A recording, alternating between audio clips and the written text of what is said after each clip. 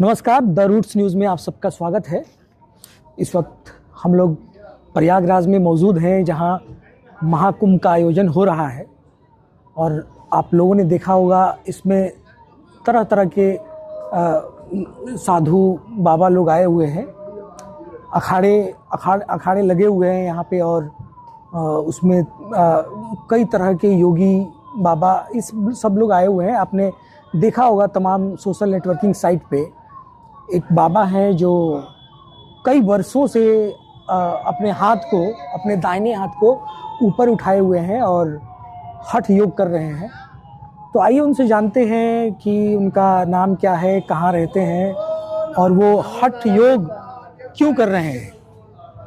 तो बाबा, आप सबसे पहले अपना नाम बताइए और किस अखाड़े से हैं वो बताइए। श्री पंच 10 नाम जूना अखाड़ा 13 मड़ी टूंडला परिवार महंत अष्ट कौशल महंत श्याम गिरी जी महाराज के शिष्य महेश गिरी जी महाराज। हम राजघाट बबराला, जिला संबल, तहसील गिन्नौर, थाना भी गिन्नौर। आपका नाम क्या हुआ? महंत महेश गिरी। अच्छा, आप कब से हठ योग कर रहे हैं?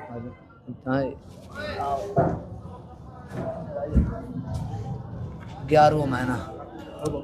11 महीने से? हाँ, 11 महीने। यह आजीवन तपस्या रहेगी। 11 महीने से कर रही है? 11 साल से? 11वें महीना से। हम क्यों झूठ बोलेंगे। अच्छा। 11 महीने। तो ये हठ योग क्यों कर रहे हैं आप? ये हमारी तपस्या है ऊर्ध्व भाव। ये हटेश्वर महादेव है।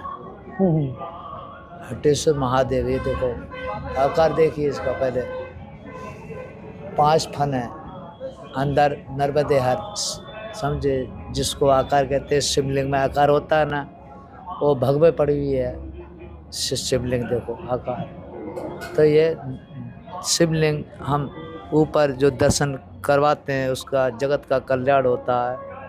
धर्म सनातन की एक पहचान है, कहते हैं भगवान नहीं है। भगवान तो है सामने वाला, देखना होना चाहिए। देखो भाव होना चाहिए, भाव में ही भगवान है। और भाव नहीं है तो कोई भगवान नहीं है। मानो तो माँ देना पत्थर तो है ही। कहते हैं मानो तो गंगा माँ है, ना मानो तो बहता पानी है, समझे। आपके हिसाब से इस हठ योग से क्या फायदा होता है? इससे क्या है, एक तो संत की साधना है और एक जगत का जप और तप, यही कल्याण करता है। जब भी तप नहीं होगा तो संसार भारत में कोई नहीं कहलाएगा। जो भी जितने हमारे देवी देवता हुए विराजमान, सब भारत में ही हुए, उत्तर प्रदेश में ही हुए, समझे। जितने हुए देवी देवता हमारे सब उत्तर प्रदेश में हुए थे, भारत में। अंत गए तो हुए रहे, तो हम भारत के रहने वाले हैं तो भारत में ही रहेंगे। भारत का इस संकेत देना चाहते हैं। ये धर्म सनातन की पहचान है। भगत जो भजन करते हैं, भक्त के लिए करते हैं, भगत के कल्याण के लिए जीवन अपना व्यतीत करते हैं। कुंभ के बारे में बताइए। कुंभ का आयोजन कब से हो रहा है और इसके पीछे? ये है अपना महाकुंभ। ये तो हमारा तो एक बहुत भाग तेज है। पता नहीं कौन सा कर्म किया था, जो पूर्ण कर्म किया है, जब ही हमको ये 144 साल के बाद में जो पहले कुंभ पड़ा था, वो कुंभ का अवसर हमको मिला। हम तो सबसे बड़ा भाग्यशाली कहते हैं प्रयागराज के तट पे।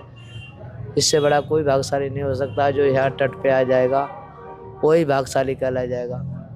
तो ये महाकुंभ जो है, आप बता रहे हैं कि 144 वर्षों के बाद आया है जी। तो ये इतने वर्ष इसको क्यों लगते हैं महाकुंभ को आने में? 144 वर्ष? इसके पीछे का कुछ इतिहास? तिथि के हिसाब से आया है। एक तिथि हमारी ऐसी है, गुरु पीरों की तिथि से हिसाब से एक संगृत में हमारी है। उस संगृत में तिथि के हिसाब से हम लोग चले, हम गणित के हिसाब से नहीं चले।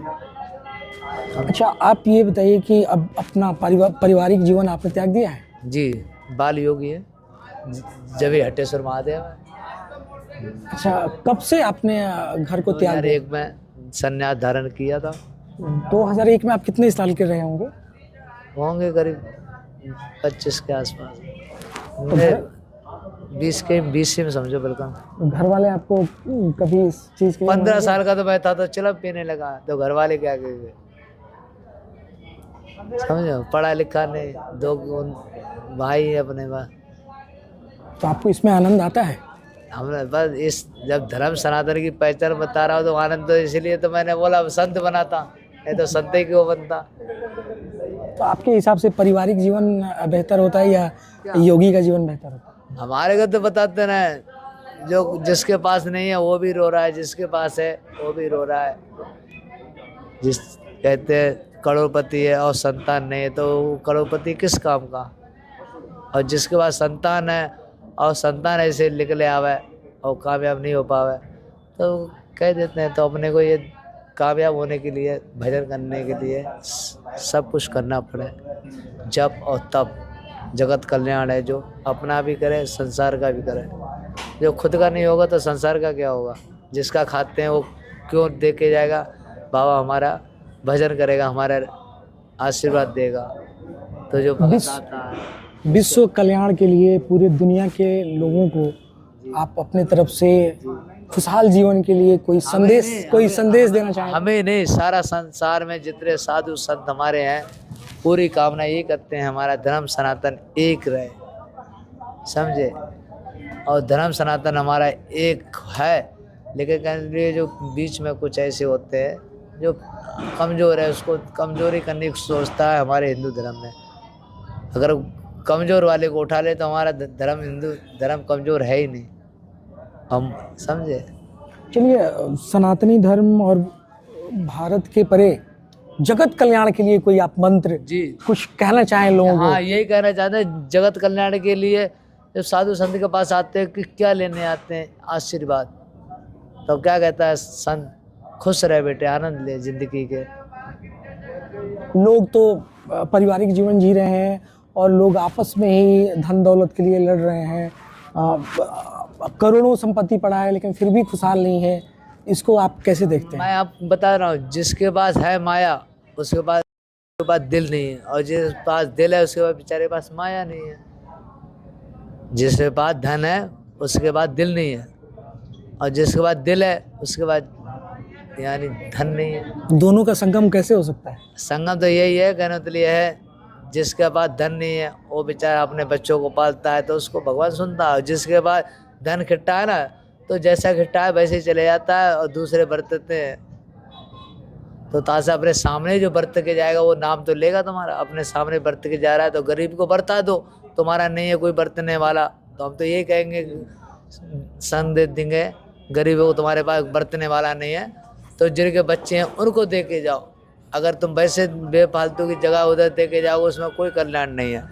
जिसके पास नहीं उसको दे जाओ। अच्छा, एक अंतिम प्रश्न, ये पूर्ण कुंभ जो होता है या ये महाकुंभ है, ये प्रयागराज में ही क्यों होता है? नहीं, 4 जगह 4 बूंद की नहीं, अमृत नहीं, वो तो अर्धकुंभ है, जैसे उज्जैन, नासिक और हरिद्वार और प्रयागराज इसमें होता है। लेकिन हम आपके माध्यम से अपने दर्शकों को ये बताना चाहते हैं, ये है त्रिवेणी है, एक तीर्थ है, गंगा जमुना और सरस्वती जी। जो तीर्थ है इस पे साधु संत अपने आप आके जीवन का, भक्तों का कल्याण करते हैं। आके तट पे जब आते हैं 33 करोड़ देवी देवता कहलाए जाते हैं इस विराजमान में, समझे। पिछले इस वक्त हम लोग यहाँ प्रयागराज में मौजूद हैं और हमारे साथ एक बाबा थे जो लगभग 11 महीनों से हठ योग कर रहे हैं और अपने दाहिने हाथ को ऊपर उठाए हुए हैं। और इनका कहना है कि ऐसा करने से जगत कल्याण होगा, और मैं जगत कल्याण के लिए ये सब अपना हठ योग कर रहा हूँ। और अभी हमारी टीम प्रयागराज में मौजूद रहेगी। हम घूमते रहेंगे और आपको तरह तरह के बाबा से और हठ योगियों से मिलाते रहेंगे। देखते रहिए द रूट्स न्यूज़। नमस्कार।